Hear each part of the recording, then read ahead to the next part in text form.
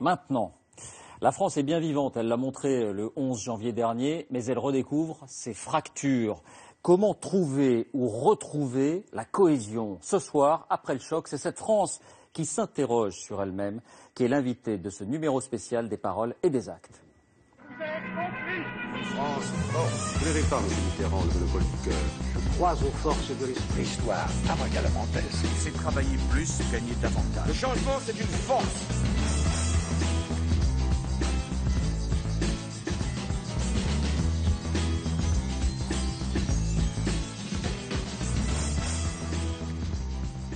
À circonstances exceptionnelles, émission exceptionnelle. Emmanuel Macron devait être l'invité ce jeudi. L'émission est reportée, elle aura lieu dans 3 semaines et on remercie au passage Emmanuel Macron pour sa compréhension.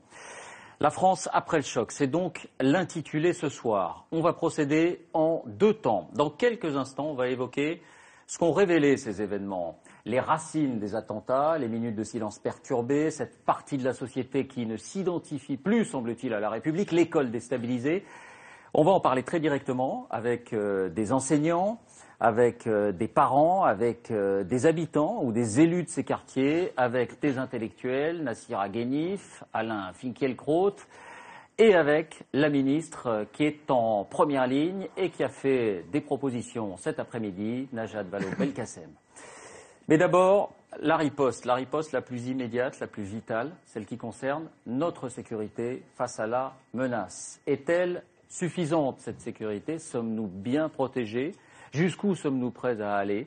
Le ministre de l'Intérieur, qui ne s'est pas encore exprimé, est avec nous. Bonsoir Bernard Cazeneuve, merci de le faire ici ce soir. Avec nous aussi Nathalie Kosciusko-Morizet, vice-présidente de l'UMP. Bonsoir. Bonsoir.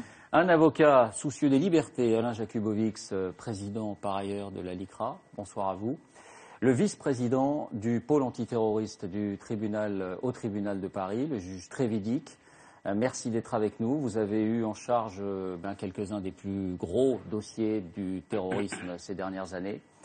Nicolas Arpagian, spécialiste des questions de sécurité sur Internet, et vous nous ferez dans quelques instants une démonstration étonnante. On salue également l'imam Abdelali Mamoun. Bonjour. Bonjour. Les enseignantes Laurence Decoq et Barbara Lefebvre, vous êtes surtout là pour participer au second débat. Enfin, si vous souhaitez intervenir, évidemment, vous pourrez le faire. Je précise enfin à vous qui nous suivez que vous pouvez suivre cette émission sur france-tv-info.fr et que certains de vos messages s'afficheront à l'écran.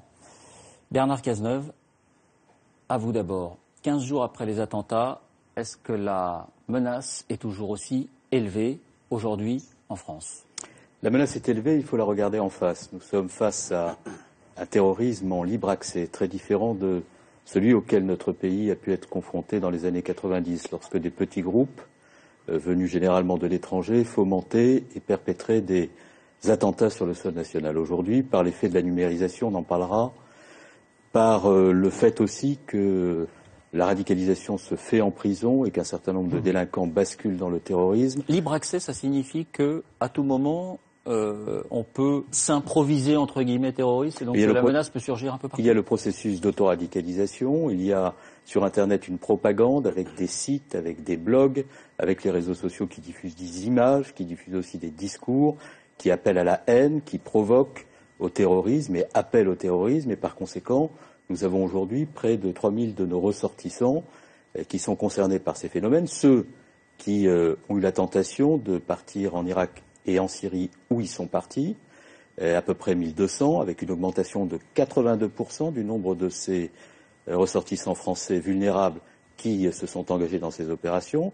Nous avons ceux qui sont en lien avec des organisations au sein de cellules dormantes ou de cellules plus ou moins actives, à peu près 400. Et puis nous avons le millier d'internautes qui interviennent sur les réseaux sociaux, diffusent des messages, sont parfois issus de la petite délinquance et qui peuvent à tout moment basculer. Donc quand on dit c'est un enjeu très considérable et très différent de celui auquel nous avons eu à faire face jusqu'à présent. Et le Premier ministre, comme le Président de la République, l'ont dit à plusieurs reprises, et je veux le dire ce soir aux Français, nous sommes face à une menace qu'il faut regarder en face, qui est une menace élevée, et face à laquelle nous devons maintenir un très haut niveau de vigilance. Mais pour que les choses soient claires, quand on dit menace élevée, on ne pense pas forcément à des gens dont on se dit qu'ils sont peut-être en train d'essayer de fomenter quelque chose. C'est une menace globale, en fait. C'est plus un état de vigilance ultra renforcé. Mais il y a un niveau de vigilance ultra renforcé parce qu'il y a une menace diffuse. On la voit sur les réseaux Internet. On voit qu'il y a un climat, on voit qu'il y a un écosystème du terrorisme, un écosystème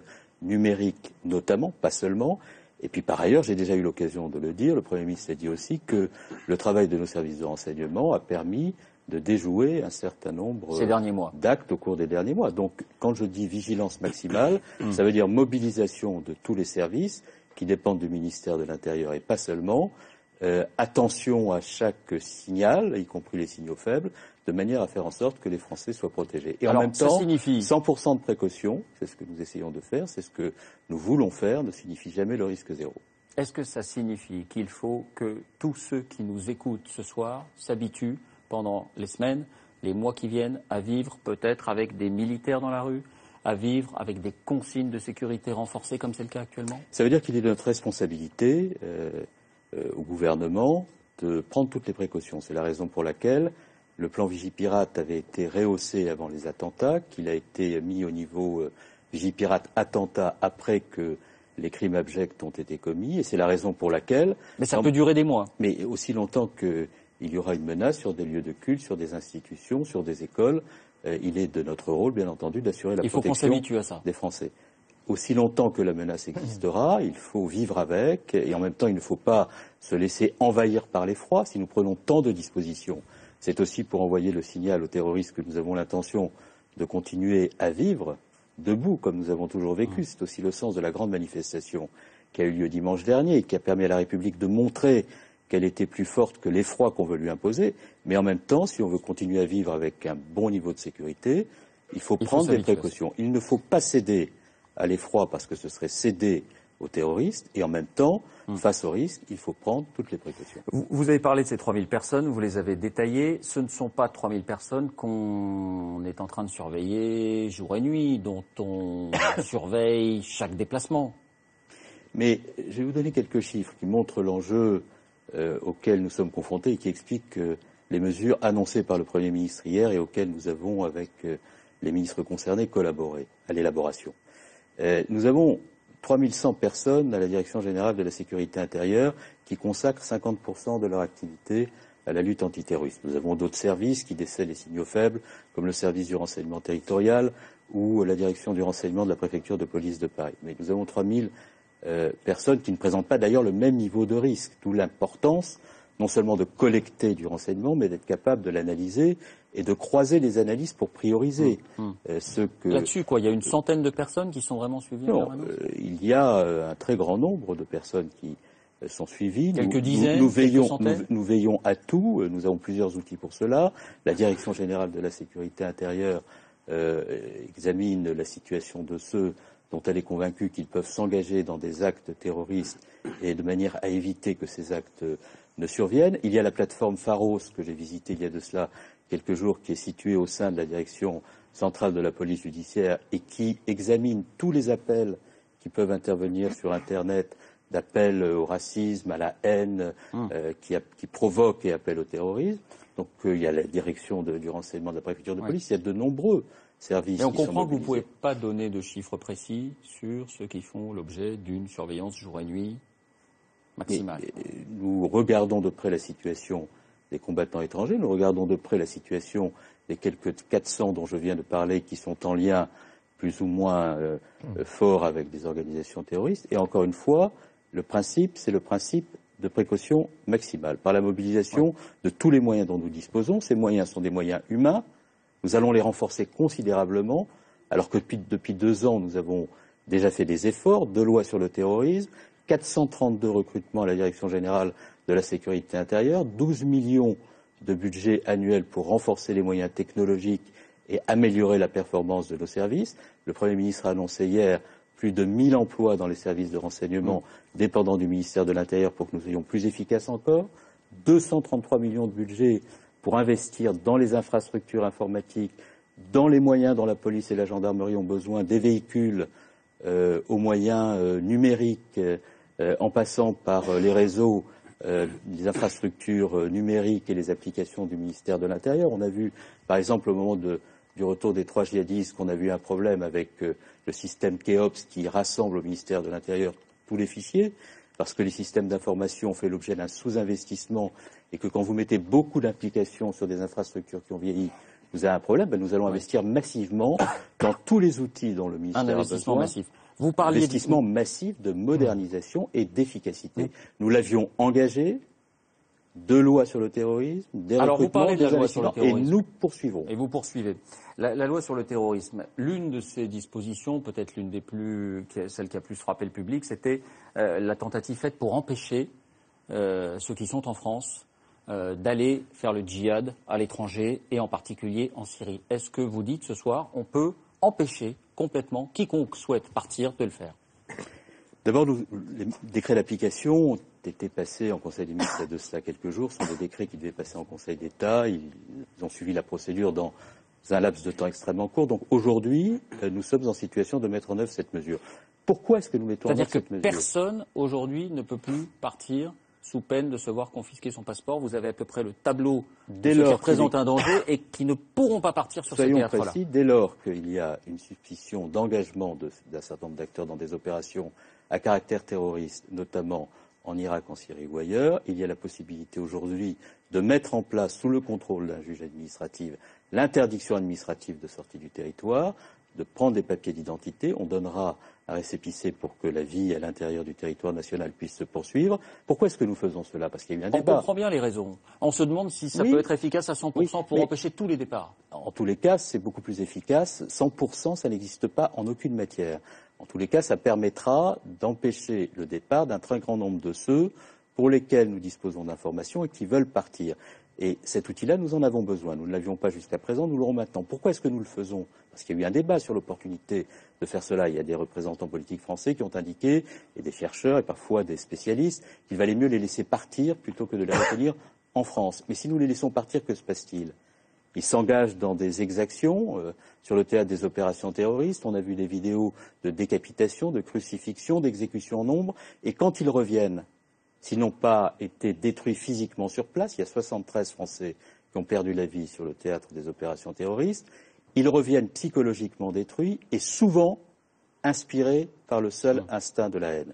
Et lorsqu'ils reviennent en France, dès lors qu'ils sont de nationalité française, ils sont plus dangereux qu'avant qu'ils ne soient partis. C'est la raison pour laquelle il fallait prendre cette disposition et je suis convaincu par la mobilisation des services de renseignement, des services de police, des services, bien entendu, du parquet antiterroriste, que cette mesure sera efficace et qu'elle permettra d'éviter bien des risques.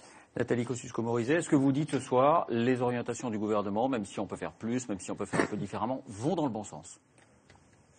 Je pense que les mots ont un sens et on a été nombreux à utiliser le mot de guerre. Guerre déclarée par les djihadistes, par les terroristes, à notre civilisation. C'est un mot qu'on ne prononce pas à la légère et c'est un mot qui emporte certaines conséquences. S'il y a la guerre, il faut mettre tous les moyens. Et les moyens qui sont proposés, développés ce soir par le ministre de l'Intérieur, qui ont été présentés hier, vont dans le bon sens. Est-ce qu'ils vont assez loin? Il peut y avoir des débats sans fin là-dessus. Je crois qu'on a besoin de beaucoup de moyens dans l'enseignement et probablement ce qui est fait là est un premier pas.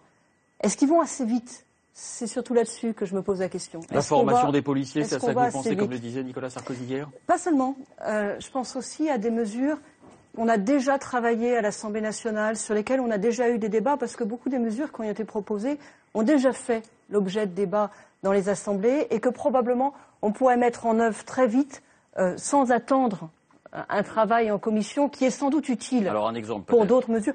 Je prends un exemple, je crois qu'on va en parler tout à l'heure, c'est la consultation. Le délit de consultation, la création d'un délit de consultation habituel, sans motif, des sites Internet appelant au djihadisme, des sites Internet sur lesquels les jeunes s'auto-radicalisent. Dans la loi qui a été votée à l'automne, il y a des mesures utiles qui permettent la fermeture, l'interdiction d'accès à certains de ces sites, mais en revanche, on n'est pas allé aussi loin que de créer un délit, de sanctionner ceux qui consultent régulièrement sans motif légitime, c'est-à-dire pas pour de la recherche ou parce qu'ils sont journalistes, les sites Internet qui appellent au djihadisme. C'est un sujet qui est sur la table depuis 2 ans. On a déjà eu l'occasion d'en débattre d'ailleurs avec Bernard Cazeneuve. Moi, je pense qu'aujourd'hui, on est mûr, on est prêt et on peut y aller sans passer par le biais d'une commission. Autrement dit, je trouve que les mesures qui sont proposées vont dans le bon sens.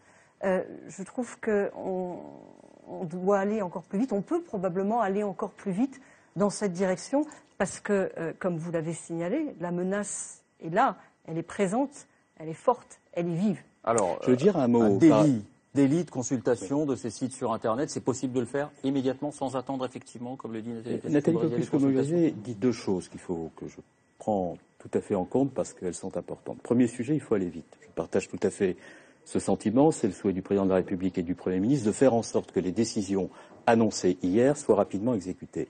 C'est la raison pour laquelle je souhaite que dans les services où nous avons besoin de compétences de techniciens, d'ingénieurs, de linguistes, d'analystes, nous puissions procéder à des recrutements sur titre le plus rapidement possible. Donc je veux rassurer Nathalie Kosciusko-Morizet. Pour ce qui concerne la mobilisation des moyens budgétaires pour l'investissement, ils seront mobilisés très vite. Et pour les recrutements, ils seront faits sur titre en nombre suffisant pour ne pas avoir recours de façon systématique aux heures supplémentaires qui peuvent conduire des policiers déjà sous tension à l'être davantage encore. Vous pensez que ça n'est pas une solution des heures supplémentaires? Non, toutes les solutions doivent être examinées. Les heures supplémentaires peuvent toujours être mobilisées de façon transitoire. Elles le sont d'ailleurs à hauteur de 5 millions d'heures supplémentaires par an. Mais il vaut mieux des emplois, des compétences nouvelles, là où il en a été beaucoup supprimé, de manière à éviter qu'il y ait des tensions qui s'ajoutent à des tensions. Et il ne faut pas 2 ans pour former quelqu'un qu'on recrute? Mais il y a certaines compétences pour lesquelles il faut du temps, mais lorsqu'on est confronté à un danger du type de celui auquel on est confronté, on peut procéder à des recrutements sur titre, il va falloir le faire, et lorsqu'on le fait de façon classique, il faut regarder avec nos écoles de formation si on peut raccourcir le temps. Le deuxième sujet évoqué par Nathalie Kosciusko-Morizet est un sujet important. C'est celui de la consultation de sites Internet qui appellent au terrorisme ou qui peuvent éventuellement, parfois même, inciter ou donner des informations sur la fabrication d'explosifs, etc. On a 2 problèmes sur cette affaire-là. Le premier problème, c'est que le Conseil d'État s'est prononcé de façon extrêmement précise sur cette mesure en disant qu'elle n'était pas conforme aux principes généraux du droit et qu'elle n'était pas proportionnée par rapport au risque et par conséquent, elle pouvait être frappée d'inconstitutionnalité. Donc c'est la raison pour laquelle je ne l'ai pas retenue à ce moment-là. Et la deuxième raison, c'est que nous l'avons introduite dans le délit individuel terroriste comme l'un des éléments constitutifs de ce délit. Donc pour ne pas tomber sous le coup de l'inconstitutionnalité. C'est un peu technique, mais on comprend que vous n'avez pas pu passer par la porte et que vous êtes passé par la fenêtre. Mais c'est un sujet technique qui pose un problème de fond. Parce que quand on lutte contre le terrorisme, on ne lutte pas contre le terrorisme dans l'abandon des principes constitutionnels, des principes généraux du droit, avec le Conseil constitutionnel qui, de toutes les façons, à la fin, casse la loi. Donc on a perdu du temps, on a perdu de l'énergie et aussi du crédit. Et l'élaboration de la loi dans la République face au terrorisme, c'est un exercice qui est exigeant au regard des principes républicains. Vous voyez, moi je trouve que c'est un bon exemple. Moi je viens à ce débat dans l'idée qui est celle, je crois, de la manifestation du 11 janvier.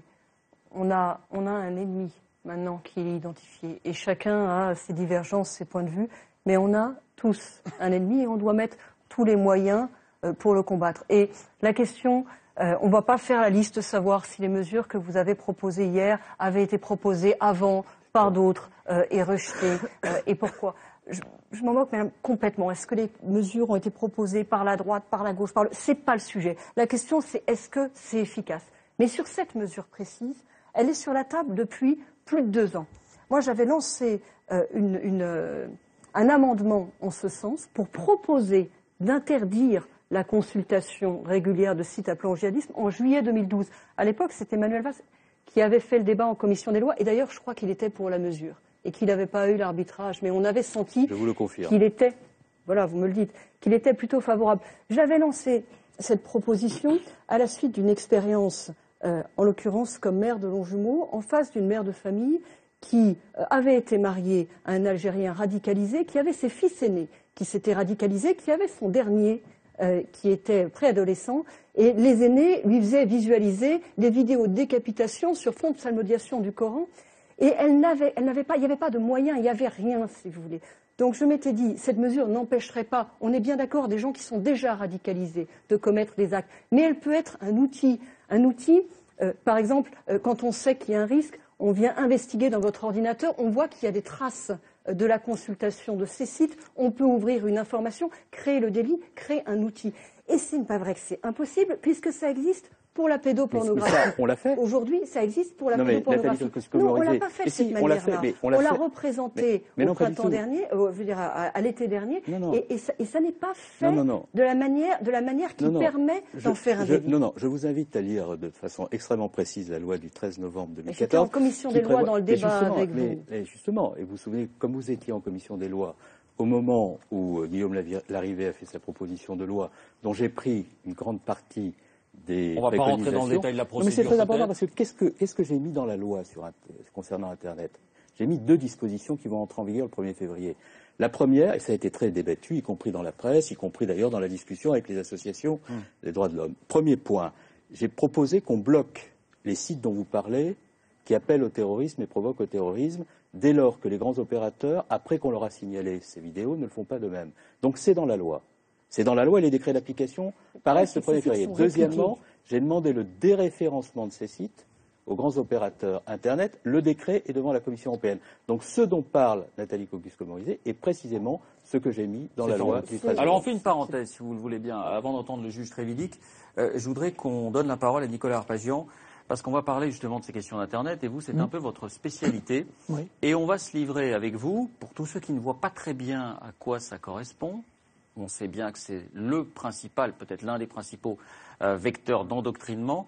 On va se livrer à une petite démonstration. En fait, vous nous montrez, en pianotant quelques secondes, quelques clics, ce sur quoi on peut tomber aujourd'hui en France sur Internet. Alors, en fait, il faut garder à l'esprit que les sites Internet dont on parle, les informations dont on parle, ne sont pas cachées dans les tréfonds de ce réseau et qu'au contraire, ils sont rapidement accessibles. C'est-à-dire qu'il va falloir juste quelques minutes pour se consacrer à cette recherche avec les navigateurs qu'on connaît, les Google, les Bing, également les plateformes qu'on connaît, c'est-à-dire YouTube, Facebook, Twitter. On est là dans un univers qui est très familier.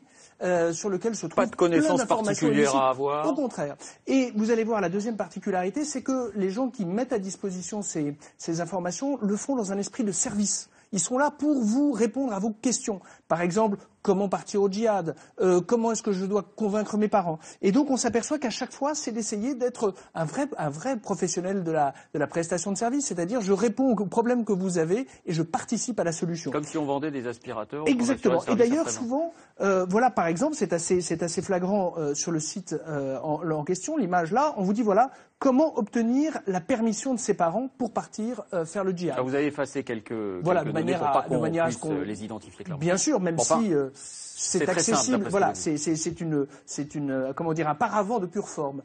Il s'agit en tout cas d'avoir des formulations qui sont très explicites. Tes parents, tu as commencé à en parler à tes parents, ils ne veulent pas. Voilà des arguments pour les convaincre, sachant effectivement que c'est mieux si ta maman se donne ça, en quelque sorte, ça met son encouragement. Ouais, on vise un public d'ados. Exactement, qui va être confronté à des problèmes du quotidien. Je veux partir, mes parents ne veulent pas. Quels arguments puis-je employer ? Enfin, on va faire effectivement donner des conseils pour ceux qui sont dans l'entourage familial, avec des formulations là aussi très concrètes. On a pris cet deuxième exemple avec comment est-ce que vous êtes, alors la qualification de sœurs, mais qui sont à la fois des sœurs et également des jeunes parents, faire en sorte de habituer votre enfant à jouer avec des armes, faire effectivement l'éloigner de la télévision, qui est un élément de passivité, d'ennui et de qui a toutes les turpitudes. Également les jeux vidéo qu'il faut éviter. Par contre, regarder, faire du sport, avoir effectivement des discussions, savoir prévoir tout un encadrement familial avec des conseils très pratiques. De manière les sports qu'on le recommande. Et donc, on est dans des espèces de manuels, en quelque sorte, écrits en français, écrits éventuellement en anglais, mais on est là en priorité vers des publics qui ne sont pas arabophones, qui ne sont pas spécialistes de la religion, mais on est là pour répondre à leurs attentes. Pardon, mais il y a une question très simple qui vient à l'esprit. Où sont abrités ces sites? Qui les héberge? Est-ce qu'on ne peut pas agir là, par ces alors, vous vous doutez bien qu'ils ne sont pas hébergés chez Orange, sous la protection d'Orange Cyberdéfense, avec ayant pignon sur rue, dans des cas, évidemment, vous sont chez des prestataires qui prévoient, souvent d'ailleurs quand vous allez sur leur notice d'utilisation, ils ont par exemple, j'ai un souvenir d'un prestataire turc qui proposait un guide avec des points rouges et des feux rouges et des feux verts. Il vous disait, voilà, par exemple, les images pédopornographiques, il y avait un feu rouge, ça je ne prends pas. Par contre, les sites politiques et d'appel à la haine, ça je prends. Les sites de jeux, je prends. Et c'est écrit là aussi en message très clair. Vous avez une prestation, vous payez par trimestre. Si vous recommandez quelqu'un, vous avez même un rabais. Vous avez un service d'assistance 24/24, exactement comme on le serait dans le monde légitime. Et là, on voit bien qu'on est dans une facilité, il n'y a pas de barrière technique pour accéder à cela. Et la mobilité, gardée à l'esprit que fermer un site, on n'est pas là pour des sites qui ont vocation à durer, on n'est pas là dans une marque qui a vocation à s'inscrire sur la durée. Ça ferme, ça rouvre sous d'autres noms. C'est la mobilité. Vous vouliez nous montrer autre chose, je crois. Alors, la dernière exemple récent qui est assez flagrant, c'est arrivé, ça a affecté une grande institution, c'est le commandement américain pour le Moyen-Orient, qui a un site, qui a un compte Twitter, de manière à communiquer et à diffuser ces informations. Il y a quelques jours, ce compte Twitter a été piraté. C'est-à-dire qu'il y a eu un nouvel habillage, évidemment, appelant à l'avènement d'un califat, qui, évidemment, n'est pas l'esthétique naturelle de ce compte Piraté par les djihadistes. Piraté. En fait, c'est assez simple, c'est un identifiant, un nom et un mot de passe. C'est pas quelque chose de très robuste. Par contre, ce qui est intéressant, c'est qu'il a fallu moins de 40 minutes à Twitter pour rétablir la situation et remettre ce compte Twitter aux couleurs du commandement américain. Et donc, on voit que la participation du prestataire, là on est hors de procédure judiciaire, on est dans une chaîne de commandement très courte entre la Maison-Blanche et la direction de Twitter, et là en 35 minutes le problème est résolu. La Maison-Blanche passe un coup de fil à Twitter, sortez ça, arrêtez ça. En 35 minutes la situation est rétablie. Il est évident qu'on constate notamment sur YouTube, on a eu des vidéos très violentes, notamment celle montrant l'assassinat du policier dans le cas des attentats de Charlie Hebdo, où il a fallu attendre plusieurs jours, presque une semaine, pour que certaines vidéos soient retirées. Pareil sur Facebook, où on avait des vidéos de décapitation. À chaque fois, il y a une espèce de discussion presque éditoriale parce que ces sites se considèrent comme sont considérés comme des hébergeurs et pas des éditeurs. Un éditeur, vous pouvez invoquer sa responsabilité. Un hébergeur, il faut déjà que quelqu'un lui signale le contenu et qu'il prenne effectivement la mesure et choisisse au final manuellement de retirer ou pas le contenu. Pourquoi, monsieur le ministre, pourquoi une semaine avec YouTube sur ces images et face à 35 minutes ou 40 minutes aux États-Unis? Parce qu'on n'a pas le même niveau de coopération que les Américains.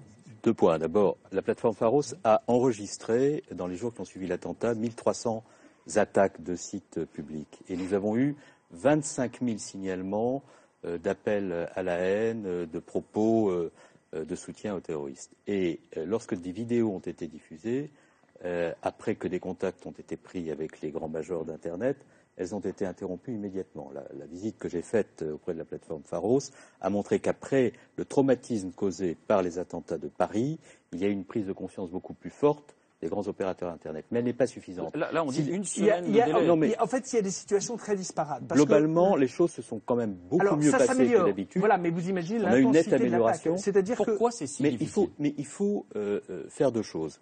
D'abord, les dispositions que nous avons prises, dont je parlais avec Nathalie Kosciusko-Morizet à l'instant, seront en œuvre à partir du mois prochain. Les décrets d'application sont pris. Ça, c'est pour ceux qui consultent Bien sûr. le site. Deuxièmement, nous avons une action très forte à conduire avec l'ensemble des gouvernements européens et américains à destination des grands majors d'Internet pour leur expliquer ce que nous attendons d'eux, la responsabilité qui leur incombe.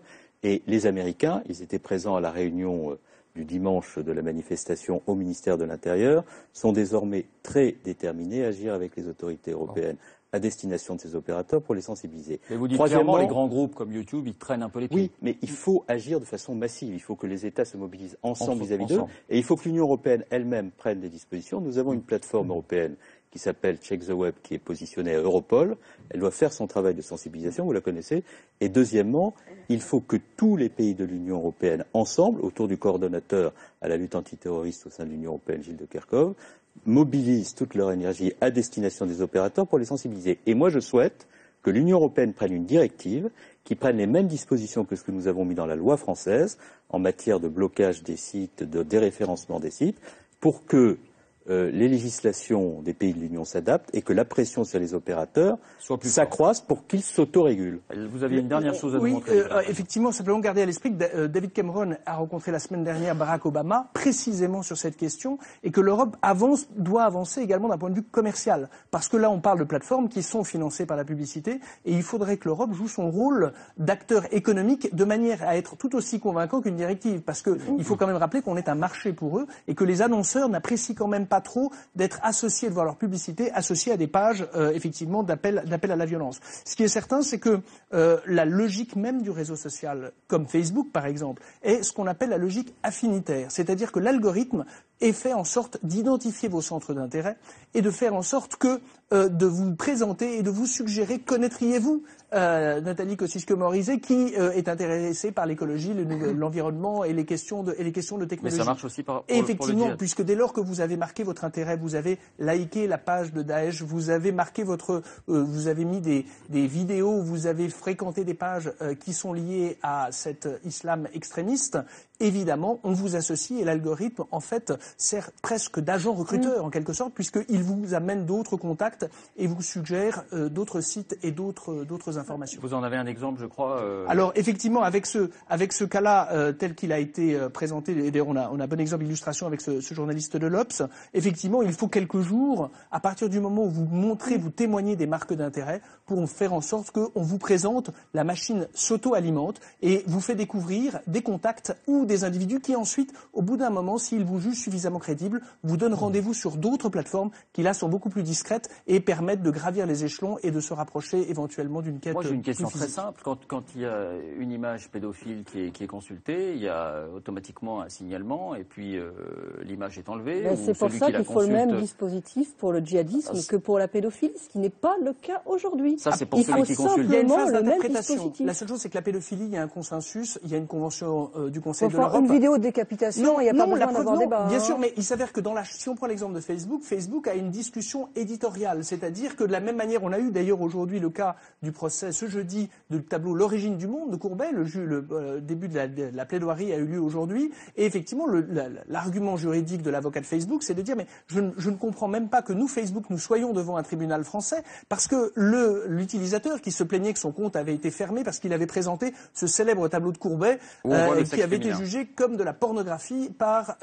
Facebook. Et il dit mais je ne comprends pas que vous nous meniez devant un tribunal français puisque quand vous avez coché les conditions générales d'utilisation, vous avez renoncé à poursuivre ailleurs que devant un tribunal américain selon le droit américain. On voit que c'est compliqué. Une vraie notion extraterritoriale. Dernière question très simple, pardon. David La Pizada, Chine, juste par un exemple, point. la Chine réussit à interdire à tous ses citoyens de consulter des sites sur le Tibet libre. Alors la Chine, c'est pas une démocratie, mais est-ce que c'est ça qui fait la L'enjeu est de différence? trouver des solutions sans se retrouver dans la situation chinoise quand même. On essaye de trouver des équilibres entre Je ne la prenais pas défense comme des modèle, mais je veux libertés dire et la sécurité. techniquement, Oui, ça veut enfin dire quand que même, faut le techniquement dire. c'est possible. Ah bah oui, Internet n'est pas un gaz. C'est-à-dire à partir du moment où vous pouvez l'arrêter, c'est pas comme certains nuages qui s'arrêteraient à des frontières. Il est évident que ce sont des tuyaux et des infrastructures. La seule chose, c'est que vous voyez bien le contrôle démocratique, la logique démocratique veut qu'effectivement on est quand même d'habitude dans un contexte de liberté d'expression. Les moyens mis en œuvre en termes humains, Monsieur le ministre évoquait des centaines, quelques milliers de fonctionnaires de police et de gendarmerie. On n'est pas dans l'infrastructure chinoise qui est effectivement dédiée, même si, juste pour précision, ils ont mis en place un logiciel qui s'appelle le bouclier d'or, qui est un filtre, une espèce de dictionnaire avec des mots-clés. Mais là aussi, ça atteint ses limites parce que, évidemment, quand les activistes parlent entre eux, ils n'utilisent pas forcément les mots-clés déjà inscrits dans le Pour dictionnaire. la clarté d'un débat, je crois qu'en 2 secondes, il faut quand même rappeler aux téléspectateurs que si nous ne pouvons pas le faire jusqu'à présent, c'est parce que la loi ne le prévoyait pas. La nouvelle loi le prévoit. Vous l'avez regardé, vous le savez. Les décrets d'application sont pris au début du mois de février, y compris les décrets d'application sur les sites pédopornographiques qui n'étaient pas encore prêts. Et ils seront pris en même temps dans le même décret que celui qui concerne la lutte contre le terrorisme. Donc nous nous sommes armés par rapport à ça. Aujourd'hui, on peut bloquer des sites, on peut déréférencer des sites, on peut, avec la plateforme Pharos, signaler aux grands opérateurs Internet la provocation, l'appel au terrorisme. Tout cela n'existe pas. Et on ne peut pas Et ce sont les poursuivre quelqu'un dispositions qui consulte législatives qu'on a prises. habituellement. Bon, Mais là-dessus, on a quand compris quelqu'un votre- consulte votre habituellement, au titre de l'entreprise individuelle terroriste, il sera désormais Mais quelqu'un, un jeune susceptible qui est en voie de d'incriminer pénalement. radicalisation, il n'est pas dans une entreprise individuelle terroriste. Mais- Il est juste victime. Mais Il Nathalie- est victime d'un Nathalie système. Popescu-Morizet, C'est le il n'aura plus protéger accès- que de pouvoir mais faire un justement, délit il n'aura plus consulté accès à ces régulièrement. sites compte tenu des dispositions législatives. Mais que bien nous avons sûr qu'il prises. aura encore accès, parce que ces sites sont faciles à répliquer. Ils sont régulièrement répliqués. Pour combattre ce qui se passe sur l'Internet de mal, il faut comprendre comment fonctionne l'Internet. C'est très facile de répliquer ces sites. Ce sont des sites qui sont très simples. Ce n'est pas des choses qui sont technologiquement compliquées. On pourra, et c'est utile, moi j'ai voté cette loi, on pourra en déréférencer, on pourra en interdire certains, mais on ne pourra pas les interdire tous. C'est pour ça qu'il faut avoir aussi l'autre volet de l'action, qui est la possibilité de réprimer ceux qui consultent. Ce n'est pas l'alpha et l'oméga, mais c'est un outil parmi d'autres. Pourquoi s'en priver? Ce que je dis seulement, c'est que si on est dans une guerre contre le terrorisme, il faut en tirer toutes les conclusions, prendre toutes les mesures. Il n'y a pas une mesure magique, mais il faut les prendre toutes. On est quelque part encore trop hésitant. Mais on n'est pas trop hésitant, on est désireux simplement de faire en sorte que la lutte contre le terrorisme dans un état de droit ne nous conduise pas à prendre des mesures qui sont C'est pas anticonstitutionnelles. mieux d'être Bien, djihadiste on a que d'être compris pédophile. votre divergence. Marc Trévidic, c'est passionnant de parler avec vous parce que vous êtes un praticien. Autrement dit, vous avez eu des dizaines de ces djihadistes face à vous dans votre bureau. D'abord sur Internet, vous confirmez que c'est un des C'est très principaux facile. instruments de Oui, bien de sûr. radicalisation. C'est pour ça d'ailleurs qu'on a une explosion des jeunes radicalisés depuis 2003, la guerre en Irak, parce que là, on avait toute une propagande sur Internet très, très hiérarchisée, très programmée. C'était pas fait des professionnels qui le faisaient. On crée des sites pour attirer les jeunes. Ceux qui sont face à vous, est-ce que vous les trouvez effrayants parce qu'ils sont structurés, décidés, ou bien vous avez le sentiment d'avoir affaire à des paumés? Le problème, c'est qu'il y a de tout. Ça va peut-être décevoir, il n'y a pas une typologie si simple que ça. À partir du moment où aujourd'hui, on a devant nous des jeunes de 15 ans, des jeunes femmes, des hommes parfois qui ont 18, 19, 25 ans, mais même des vieux de la vieille. Actuellement, il faut comprendre que la Syrie et l'Irak attirent tout le monde. Quand je dis tout le monde, c'est une nouvelle génération de djihadistes, des jeunes qui n'étaient pas radicalisés, qui en 3-4 mois, il faut le dire par Internet ou par un séjour en maison d'arrêt, se sont radicalisés. Vous avez aussi tous les anciens. On a vu partir en Syrie et en Irak des gens des années 90, qu'on a condamnés dans les années 90, bien sûr. Donc on a un attrait qui touche toutes les populations de djihadistes. Avant, ça concernait que certains professionnels dans des groupes. Là, maintenant, le spectre est énorme. Et cerise sur le gâteau, on a toutes ces jeunes femmes qui rêvent d'épouser un moudjahid, en Syrie ou en Irak, et qui là le font sur Facebook, on le sait très bien. Les contacts sont d'une simplicité extrême. Elles rêvent de les épouser. Oui, il y a quelque chose de romancé peut-être là-dedans, je ne sais pas, mais pour elles, c'est le summum. La vérité, c'est qu'on a un monde qui est ouvert. Pour des raisons économiques, d'échanges internationaux, on est une seule planète, c'est mondialisé. Et les terroristes en profitent. Aujourd'hui, c'est très facile de se radicaliser, c'est très facile de radicaliser quelqu'un d'autre, c'est très facile de le recruter, c'est très facile d'aller en Turquie pour 200 €, c'est très facile de prendre le bus pour aller jusqu'à la frontière. C'est facile, mais en même temps, on parle d'un monde effrayant. Ceux qui nous écoutent ont du mal à imaginer que ça soit une perspective attrayante que de se rendre dans un endroit où la violence est reine, où tout n'est que combat. Mais il y a beaucoup de déçus. Vous parlez de ceux qu'on voit devant nous. Dedans, il y a beaucoup de déçus. Il y en a qui c'est pas ce qu'ils attendaient. Il y en a qui y prennent goût parce que ils font des choses qu'ils estiment eux être intéressantes, c'est-à-dire combattre, tuer quelqu'un d'autre, parce qu'ils se fanatisent, parce qu'ils sont en contact de véritables terroristes. Mais d'abord, notre difficulté dans toutes les lois qu'on prendra aujourd'hui, c'est leur rendre la vie moins facile. Oui, c'est le b.a.-ba. En termes de praticiens, quand on voit qu'un phénomène criminel a la porte ouverte et que c'est trop facile de pouvoir se livrer à ce phénomène criminel, la réflexion est comment je leur rends la vie moins facile. Comment je vais leur rendre la vie moins facile d'aller sur Internet se radicaliser, comment je vais faire qu'ils ne pourront pas radicaliser les autres en maison d'arrêt, comment je vais faire qu'ils ne vont pas pouvoir aller en Turquie si facilement. En fait, voilà. Oui, il va falloir travailler à chaque étape pour qu'à chaque fois, on leur mette des bâtons dans les roues. C'est comme ça qu'on lutte contre des phénomènes criminels. Pardon pour cette question candide, mais qu'est-ce qui vous a le plus impressionné au cours de ces nombreux face-à-face avec ces personnes ?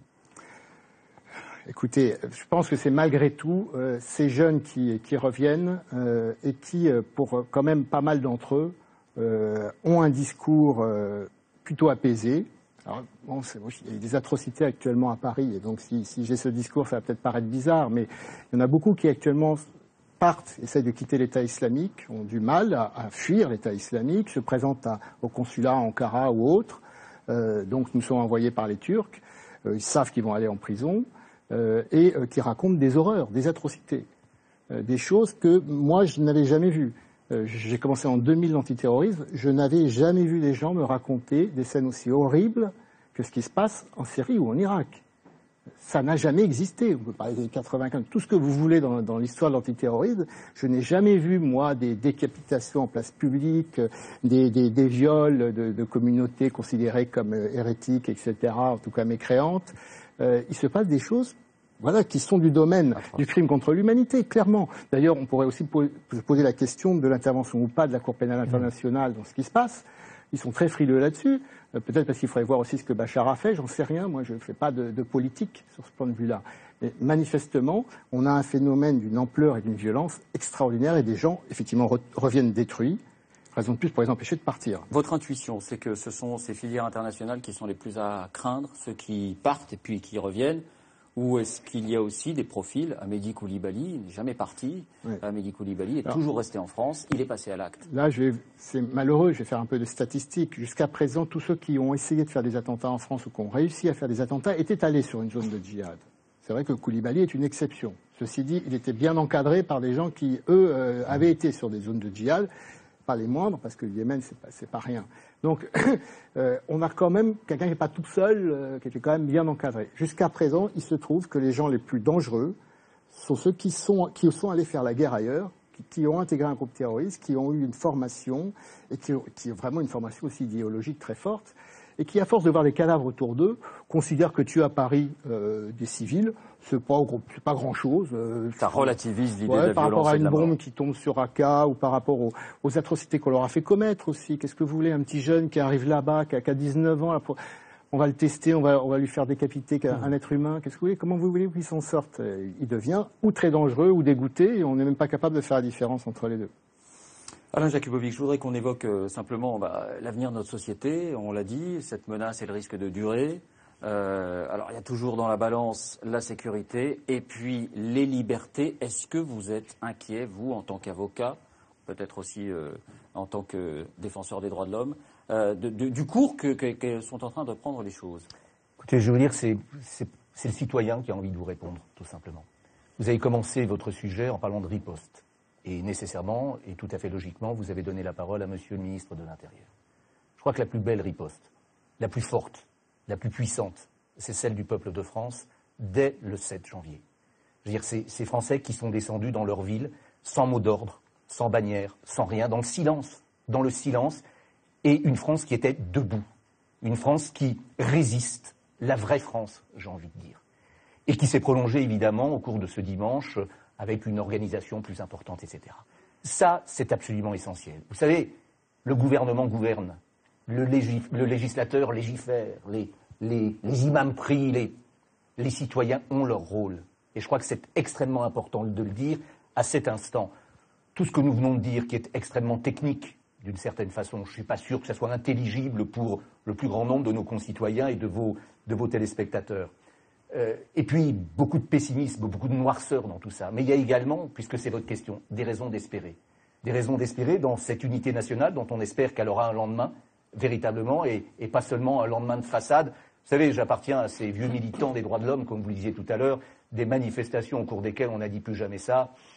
J'en ai un certain nombre au compteur. Voilà. Ce dont vous parlez, c'est, comment dire, de l'esprit civique, de l'esprit de réaction, du sursaut d'un pays qui est attaqué. Mais pour contrer les terrorismes, il faut ça aussi ne suffit de la pas. technique, il faut c'est aussi nécessaire. des hommes. Il y a un projet de loi qui va être voté, qui va permettre aux services de renseignement de faire plus. Alors Bernard Cazeneuve va peut-être nous dire comment il le voit les choses. Est-ce que ça va permettre d'écouter les compagnes des terroristes, puisqu'apparemment, semble-t-il, c'est impossible jusqu'ici. Est-ce que ça va permettre de les surveiller, de sonoriser les appartements, comme on dit, toutes choses qui étaient plus difficiles jusque-là? Est-ce que ça vous rend inquiet? Après le citoyen, l'avocat et le président de l'ALICRA vous répondent bien volontiers. Mais le citoyen était le bienvenu aussi. C'est vrai que ce n'est qu'un juste équilibre.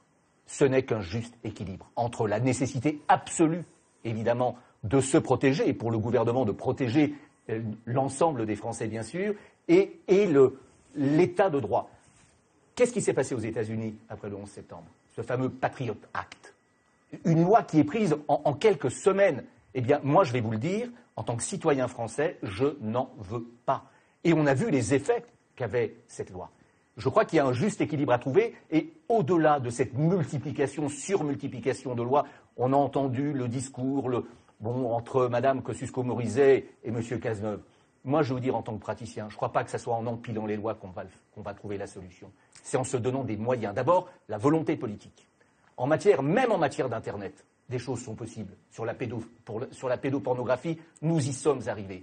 On parlait tout à l'heure de la plateforme Pharos, qui est essentielle. Vous savez combien il y a de fonctionnaires à la plateforme Pharos ? 14. 14 fonctionnaires de police, pour plus de 100 000 signalements. Le plus grand nombre, d'ailleurs, c'est sur les escroqueries. Les sujets dont nous parlons, c'est pratiquement la portion congrue, avec des policiers qui font un travail, monsieur le ministre, absolument admirable, avec des priorités, préserver la vie humaine et la sécurité des mineurs. Question précise, Alain Jakubowicz, vous parlez des moyens, mais est-ce que vous souhaitez aujourd'hui, ou est-ce que vous estimez que c'est une bonne chose qu'on donne plus de moyens aux services de renseignement hors procédure judiciaire, On est d'accord qu'on ne parle pas là, dans le cadre d'une procédure judiciaire, mais plus de moyens juridiques de renseignement. Poser ce type de questions à un avocat, c'est déjà y répondre. Et d'ailleurs, je suis face à un avocat, puisque Bernard Cazeneuve est avocat. Bien sûr que... C'est pas à ce titre que je suis là. Je l'avais compris, mais c'était pour souligner l'intérêt que vous portez évidemment aux libertés fondamentales, comme ministre bien sûr aussi. Non, bien sûr, je veux dire que le garant des libertés individuelles, c'est le juge judiciaire. C'est évident. Maintenant, ceci étant, avant qu'on passe au judiciaire, il faut du contrôle, il faut de la surveillance, et cela relève du domaine administratif. Bernard Cazeneuve, quels seront les nouveaux droits des services de renseignement que vous allez mettre dans ce projet de loi qui sera théoriquement voté en juin, si j'ai bien compris? Ça va aller assez vite. Bon, d'abord, ce projet de loi, il va être discuté en très étroite liaison avec les parlementaires, notamment les parlementaires qui travaillent au sein de la délégation parlementaire au renseignement. Mais quels sont les principes?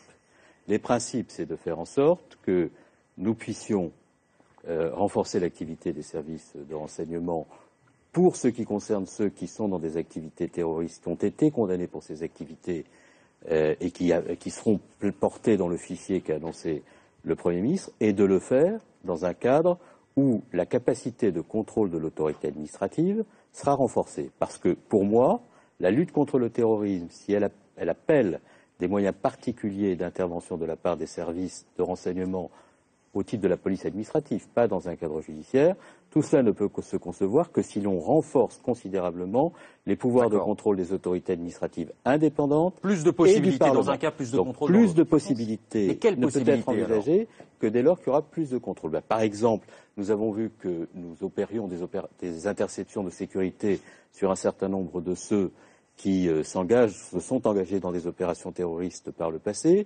Nous avons vu que ces interceptions de sécurité... Quand vous dites interception de sécurité, ça veut dire des écoutes téléphoniques. Des écoutes téléphoniques.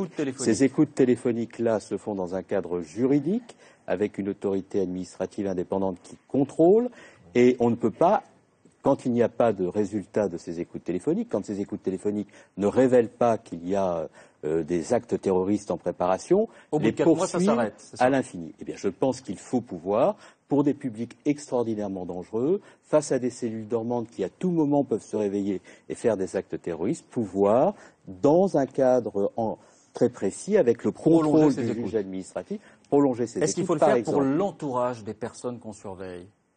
Mais de toute façon, il y a plusieurs situations possibles. Vous pouvez très bien avoir procédé à des écoutes téléphoniques sur une personne en France qui est partie à l'étranger. Si vous n'avez pas de possibilité de l'écouter à l'étranger et que la seule personne qui vous permet d'avoir des renseignements est quelqu'un de son entourage, il faut pouvoir le faire dans un cadre légal.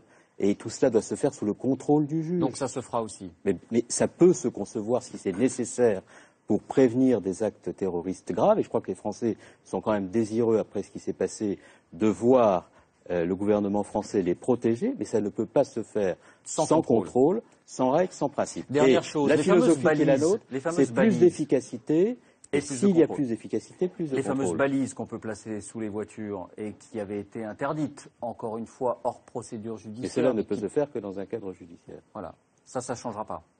En tous les cas, pour l'instant, ça ne peut se faire que dans un cadre judiciaire. Par exemple, je trouve que et si on doit procéder à de nouveaux dispositifs destinés à être plus efficaces, Il faudra de toutes les façons, en très étroite liaison avec le Parlement, le faire dans un cadre où le contrôle sera renforcé. Et je l'ai fait sur tous les sujets. Quand on a mis en place, par exemple, l'interdiction administrative de sortie du territoire, j'ai souhaité que ce soit sous le contrôle du juge administratif. Lorsqu'on a mis en place le contrôle sur Internet, sous le contrôle du juge administratif. Toujours. Pourquoi ? Parce que plus de contrôle, ça doit plus d'efficacité dans la maîtrise du fait terroriste doit appliquer plus de contrôle et plus de respect. On a compris votre idée. Nathalie Kosciusko-Morizet, est-ce qu'on peut dire un les dernier choses mot. simplement ? Le renseignement, ça se passe en amont, bien souvent, du judiciaire. C'est normal. On cherche à savoir des choses sur des gens qui ont éventuellement vocation un jour à être amenés devant M. Trévidic. Donc, il faut pouvoir mener un certain nombre d'investigations qui ne se font pas forcément dans le cadre d'une procédure qui a déjà été lancée. Moi, je pense qu'on a besoin aujourd'hui, dans la loi cadre, de pouvoir mettre une balise sur une voiture, de pouvoir géolocaliser un portable, de pouvoir mener des écoutes de manière un peu extensive. Ça ne veut pas dire que le juge n'intervient pas. Ça veut dire qu'on peut mettre en œuvre une procédure dans laquelle on lance les choses, on fait les choses et on informe le juge. Et le juge a la possibilité d'interrompre s'il pense que c'est pas ce qu'il faut. Mais il a la possibilité d'interrompre après. On n'a pas besoin systématiquement de demander des autorisations et des ceci et des cela, parce que sinon, nos services de renseignement se trouvent, au nom des libertés publiques, pieds et poings liés, pour pouvoir nous défendre contre ceux qui attaquent nos libertés fondamentales. C'est ça l'équilibre entre sécurité et liberté. Il faut le déplacer un peu. Non. L'équilibre entre sécurité et liberté, ça consiste à donner plus de pouvoir aux services de renseignement pour qu'ils soient plus efficaces, mais jamais sans qu'il y ait un contrôle de l'autorité administrative indépendante. Parce que sinon, le principe d'équilibre entre sécurité et liberté est rompu. Et nous sommes favorables à donner plus de pouvoir à nos services. Nous allons le faire dans le cadre de la loi renseignement. Mais je tiens à le dire clairement à Nathalie Kosciusko-Morizet, ce sera dans le cadre d'un pouvoir accru de contrôle de l'autorité administrative indépendante, associant d'ailleurs le Parlement, parce que plus de capacité d'intervention des services, quand on veut être efficace dans la lutte contre le terrorisme, doit être assorti de plus de contrôle. Et nous allons donner, après la loi de 91 qui avait été conçue, qui était une première loi définissant les conditions de contrôle de l'activité des services, après la numérisation de la société, le développement des téléphones portables, nous allons donner une véritable loi aux services de renseignement qui leur permettront d'intervenir dans la légalité et sous le contrôle d'autorités administratives indépendantes ou du juge judiciaire. Le mot de la fin sur cette partie-là, pour vous, Abdelali Mamoun. Est-ce que vous avez vu, vous êtes imam dans le 94, dans le Val-de-Marne, est-ce que vous avez vu, dans le cadre de vos fonctions, est-ce que vous avez vu passer, est-ce que vous avez côtoyé des jeunes qui étaient en voie de radicalisation comme ceci? Alors, il faut savoir que j'ai une carrière de 25 ans d'imam et je n'ai pas vu cela que dans le Val-de-Marne, mais dans la banlieue parisienne, un peu partout. Ça a commencé dès les années 90. Déjà, ce phénomène existait. J'étais à Mantes-la-Jolie. Nous avons eu aussi affaire là-bas à cette radicalisation auquel nous avons effectivement collaboré avec les pouvoirs publics pour éradiquer et endiguer totalement ce groupe qui avait effectivement s'était propagé dans cette région-là. Mais très concrètement, quoi, vous voyez quelqu'un dont vous vous dites il a une conduite étrange. Quels sont les signes, par exemple, qui vous permettent de déceler la radicalisation? Eh bien, c'est tout simplement certains vocabulaires qu'il va reprendre. Lequel? Par exemple, le mot tarot, en parlant du mal absolu, l'Occident. Il va utiliser des mots tels que l'allégeance et le désaveu. La notion de désavouer le coffre et de le combattre, le coffre qui veut dire le mal absolu, la mécréance, etc. Donc il y a un certain nombre de vocabulaires que l'on va nous détecter, mais malheureusement, nous n'avons aucune collaboration officielle et on ne nous demande jamais quoi que ce soit. Nous savons qu'effectivement il y a des personnes dans ce sens-là, qui vont dans ce sens-là, mais on ne nous a jamais rien demandé. Est-ce que vous avez déjà pu avoir une conversation, une vraie conversation avec quelqu'un qui était dans cette spirale et pour tenter, entre guillemets, de le ramener dans le droit chemin? Oui, j'ai eu affaire, bien sûr, même plusieurs fois. Un jeune, par exemple, dans une ville, je ne vais pas citer de nom pour ne pas stigmatiser une région, qui me dit, voilà, cher, comment on peut combattre le tarot? Je dis, le tarot, mais de quel tarot tu parles? Il dit, l'Occident, il tue les musulmans, ils combattent l'islam, etc., en Israël. Ils vous mettent plein ils alimentent beaucoup cette haine à travers bien sûr des événements qui se passent un peu partout dans le monde. Alors je lui dis, mais toi, tu vis de quoi? Il me dit, je vis du RSA. Tu travailles pas? Je dis, non, je travaille pas. Il me dit, comment tu fais si tu as besoin de te soigner? Dis, moi, j'ai la chance d'avoir la CMU. Très bien. Donc c'est qui te donne la CMU? C'est l'Otaroute. C'est ce même système-là qui t'a choyé, qui t'a entretenu, qui t'a protégé, qui a fait tout en sorte pour que tu puisses devenir aujourd'hui ce que tu es, un homme marié avec des enfants, et tu me parles de Taroute. Mais c'est complètement absurde. Vous l'avez convaincu? J'ai essayé, du moins je lui ai dit rentre chez toi et réfléchis bien au chemin que tu es en train de prendre parce que tu marches à côté de tes chaussures. Hein. On parle de langage des jeunes, hein, à côté de tes pompes. Je lui ai dit réfléchis bien parce que ça va pas perdre. En tout cas, pour moi aussi m'impliquer dans ce débat auquel vous exposez depuis le début, je pense qu'aussi il faut agir en amont. Il faut d'abord immuniser cette jeunesse avant d'attendre qu'elle devienne... Parce que pour qu'il ait envie de cliquer dans le site que vous évoquiez tout à l'heure et commettre le délit que vous avez envie de... Hein, il faut déjà qu'il ait été motivé. Il faut qu'il y ait quelqu'un qui lui ait dit tiens, va consulter tel site. Il y a déjà un début d'embrigadement. Et je voudrais signaler que les imams aujourd'hui font un travail extraordinaire pour immuniser cette jeunesse musulmane, pour éviter qu'elle devienne... Et la quasi-totalité des mosquées et les imams font ce travail-là. Mais malheureusement, parfois, certains nous échappent. Et écoutez. Vous nous fournissez une transition parfaite pour le débat qui va suivre. Voilà pour l'aspect sécurité. Merci, Monsieur le Ministre, d'avoir été avec nous. Merci à vous quatre d'avoir vous